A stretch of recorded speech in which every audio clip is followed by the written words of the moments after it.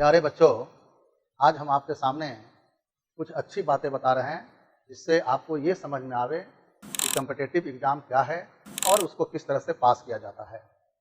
तो आपको हम ये बताना चाहते हैं कि पास करने के लिए सबसे बड़ी चीज़ जो है, इसको आप समझिए, मैक्सिमम विद्यार्थी लोग ये बात नहीं समझता है।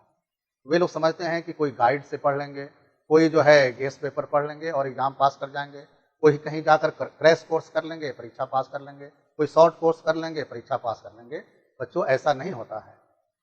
एग्ज़ाम की अच्छी तैयारी करने के लिए, एग्ज़ाम पास करने के लिए सबसे महत्वपूर्ण चीज़ ये है कि आपको जो है सब्जेक्ट का कंप्लीट नॉलेज होना चाहिए।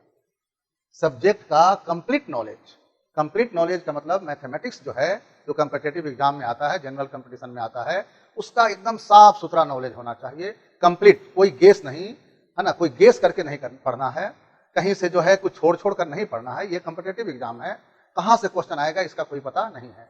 इसलिए कंप्लीट नॉलेज आप पहले पैदा कीजिए, 1 साल लगे या 1.5 साल लगे।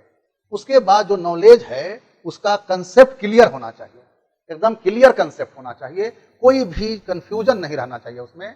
जैसा कि आप ये समझिए कि कहीं सिनेमा बन रहा है तो आप उसका शूटिंग देख रहे हैं, अपने आंख से देख रहे हैं कि कैसे कैसे वहां हो रहा है। तो उसी तरह से सब्जेक्ट भी बनते हुए आप खुद अपने आंख से देखिए। कहीं प्रॉफिट चल रही है, आप वहां देखिए कि क्या प्रॉफिट है, क्या लॉस है, कैसे प्रॉफिट होता है, कैसे लॉस होता है। टाइम एंड वर्क है तो क्या टाइम एंड वर्क होता है। यानी जो भी नॉलेज है उसका कंसेप्ट आप पहले क्लियर कर लीजिए। ये 2 चीज जो है एकदम मूल मंत्र है।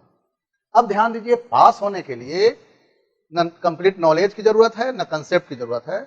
अगर परीक्षा पास करना चाहते हैं तो प्राइमरी चीज ये है कि आपका नॉलेज कंप्लीट होना चाहिए और कंसेप्ट जो है क्लियर होना चाहिए। ये तो हो गया। लेकिन जो है नॉलेज के बाद आपको जो है एग्जाम पास करने के लिए इसकी जरूरत है। अब ये दोनों साइड हो जाएगा, स्पीड चाहिए और एक्यूरेसी चाहिए। ये दोनों मिलकर आपको कामयाब बना देगा। तो बहुत सारे बच्चे पूछते हैं कि सर स्पीड नहीं आता है, एक्यूरेसी नहीं है, बनाते हैं तो गलती हो जाती है। तो उसका वजह यही है कि आपको कंप्लीट नॉलेज नहीं है और जो नॉलेज है उसका कंसेप्ट क्लियर नहीं है। आप कहीं से जो है रट्टा मार दिए हैं तो कंसेप्ट क्लियर नहीं है, तो फिर जो है आपको प्रॉब्लम रहेगा।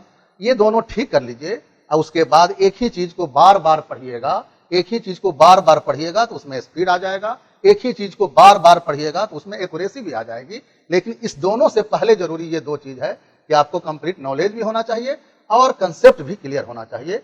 तो आपके अंदर स्पीड और एक्यूरेसी दोनों आ जाएगा, फिर आप कामयाब हो जाएंगे।